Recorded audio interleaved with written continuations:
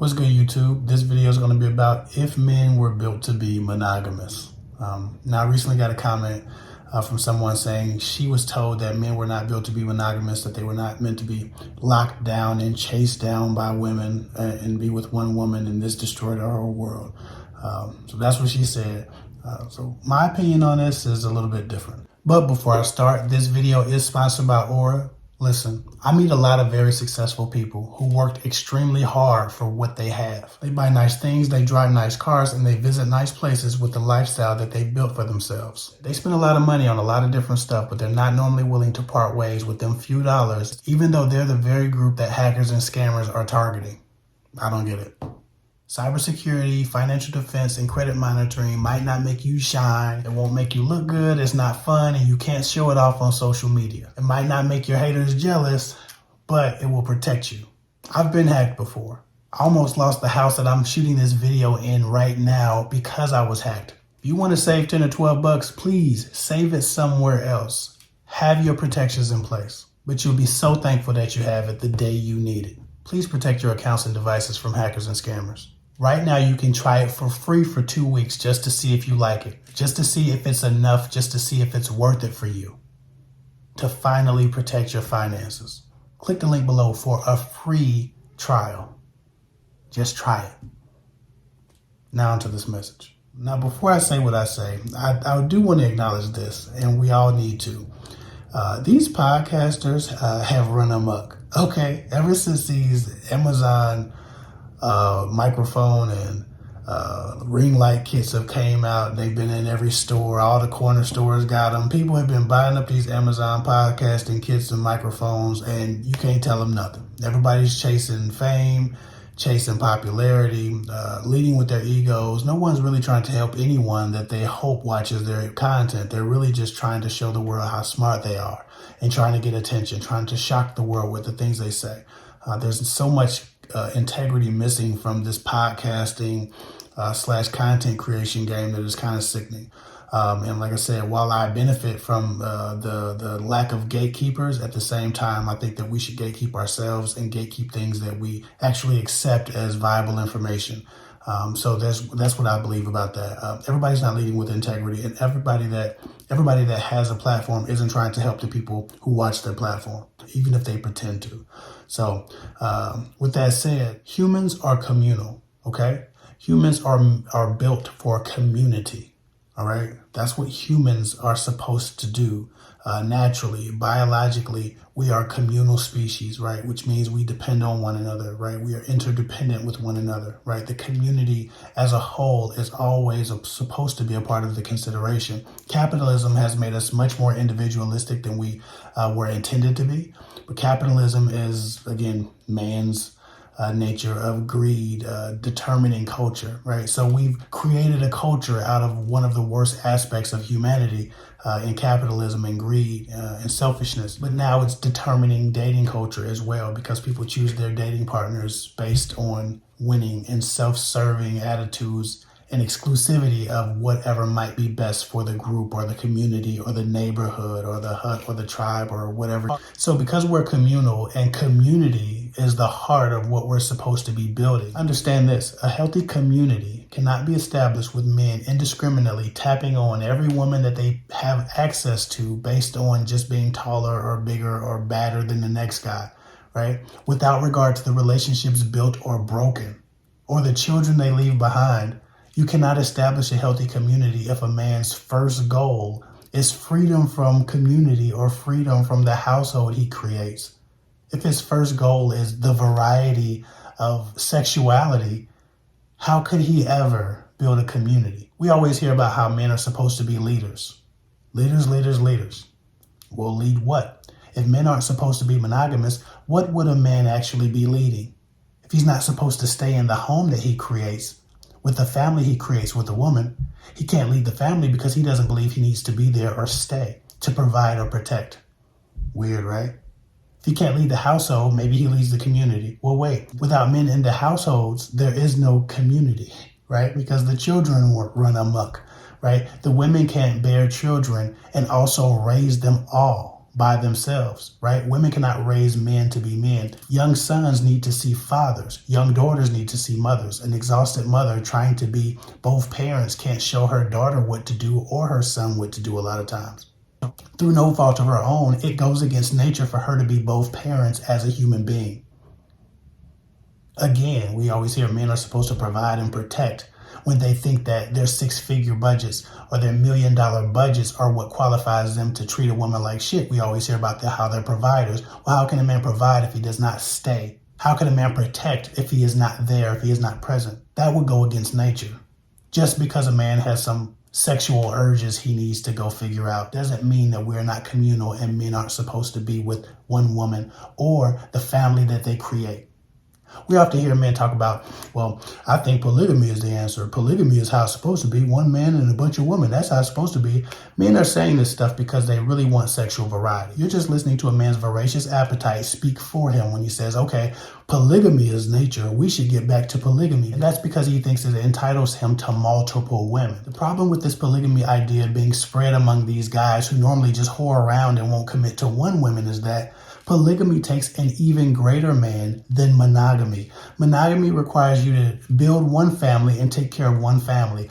Polygamy requires you to build multiple families as one family and not only stay to provide and protect for them, but also be emotionally available to a much bigger family. To also spread wisdom, also spread guidance, also spread leadership, right? As well as obviously, again, adequately provide for all of these people and protect them all, right? Polygamy takes a greater man, not a lesser man than monogamy. So all of these guys sitting around talking about how they might as well be polygamous because they're not going to stop sleeping with just one woman, or they're not going to only sleep with one woman. They're only thinking about their sexual urges and their sexual pleasures. They are not thinking about the responsibility that a man has to his family, especially if he has multiple women and multiple sets of children in that family. But again, these are not men who intend to stay. They are men who generally intend to spread their seed. For what though? For what if you can't stay to protect, stay to guide, stay to teach, stay to coach, stay to support, stay to nurture? How are we not monogamous if these are our duties as men? When men don't stay and handle their responsibilities, when they aren't monogamous, when they prioritize having sexual variety over being great men to the families that they create, it completely destroys the household, but it also destroys the community. And this could be observed in every poverty-stricken and crime-ridden city and neighborhood from America to Europe and across the world. These people that say, well, men biologically are supposed to spread their seed. They're not supposed to be loyal to just one woman. What is a man if he's not loyal? What is a man if he can't be counted on? What is a man if he's not responsible? If he can't be trusted? How is he a man at all if his first priority is just to sleep with a variety of women? At this point, you're wrong biologically and you're wrong biblically if you think a man's only job is to enjoy himself with a variety of sex. Across the animal kingdom, males must stay to protect their young. If they don't stay to protect their young, then other loose males will come, kill their young, and mate with the females. Like I said, humans are communal, and every communal animal species have males that stay and protect, stay and provide, stay and assist. There are a lot of solitary animals. Solitary animals don't live by those rules, but humans are not meant to be that. Of course, there are outliers. There are some that can't be trusted, that aren't responsible, that live for themselves, that are selfish, that have no urge for community or household. I get that. That doesn't make them bad people, but let's not say that those people are the majority. Let's stop trying to act like a sexual appetite is the only portion of biology or a man's nature that needs to be attended to. Men are so much more complex than that. It's a little bit insulting when you think about it. Let's take lions, for example. Male lions will cut off the bloodline of another male lion by killing his cubs when he is away from the den. That's why female lions hunt. Female lions hunt because they're not strong enough to fend off bigger predators against their cubs. The male lion has to stay back because he is the only one strong enough and equipped enough to give up his life fighting for his cubs and actually have a chance of winning. Men were created to plant their seed in good soil, not spread their seed in as much dirt as they could possibly dig. And that's what a lot of guys are doing, talking about biology. Men were created to provide and protect for the families they create, not abandon them and leave them to suffer, leave them to starve, and leave them in scarcity, which is what men are doing. because they prioritize the biology of their sexual urges over the biology of their responsibility. How is provision and protection possible without being in close proximity to the mother? How?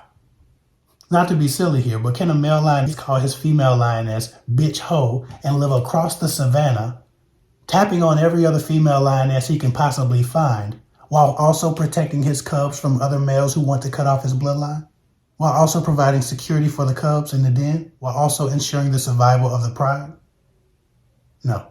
If he's out trying to figure out where to get some strange and some other male lions come, when he comes back, his pride will be decimated.